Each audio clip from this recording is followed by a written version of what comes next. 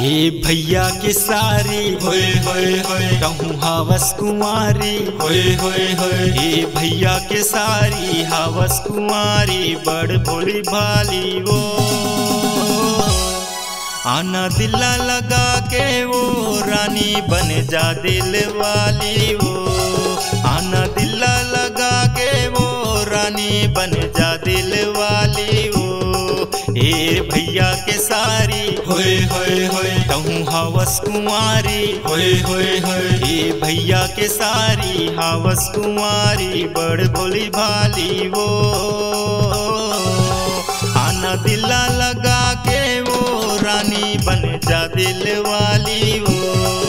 आना दिला लगा के वो रानी बन जा दिल वाली वो।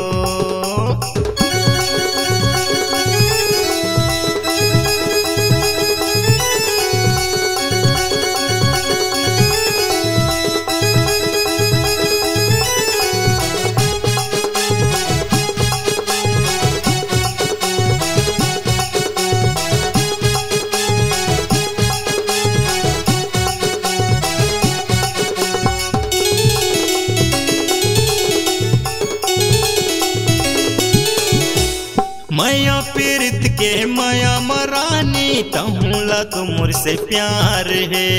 तिरमा बुला के हंस गोठियाले तहुला तो अधिकार है।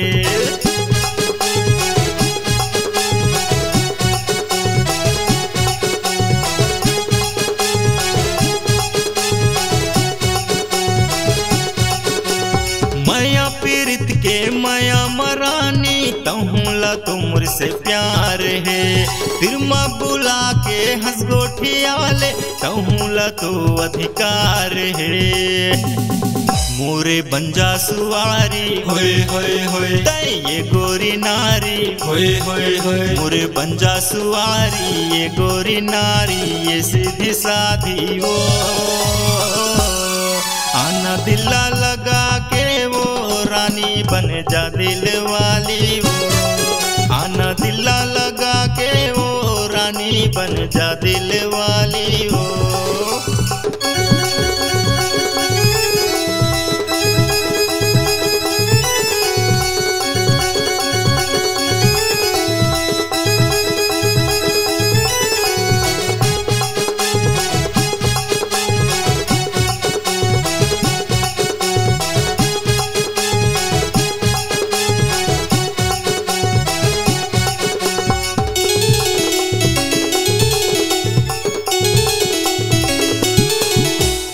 इसो के यक्तिमा भावर पराले आए जवानी जोर के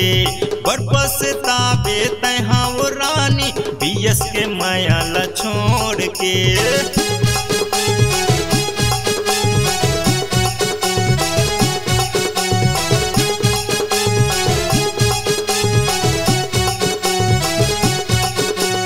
इसो के यक्तिमा भावर पराले आए जवानी जोर के बड़पस ताबे तहा वो रानी पियस के माया ला छोड़ के मोरे बंजा सुवारी होए होए होए ये गोरी नारी होए होए होए मोरे बंजा सुवारी ये गोरी नारी ये सीधी साधी वो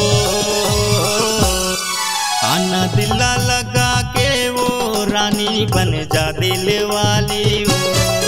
आना दिला लगा के वो रानी बन जा दिल वाली वो। हे भैया के सारी होए होए होए कहूँ हावस कुमारी होए होए होए हे भैया के सारी हावस कुमारी बड़ भोली भाली वो आना दिला लगा के वो रानी बन जा दिल वाली वो आना दिला लगा के वो रानी बन जा दिल वाली वो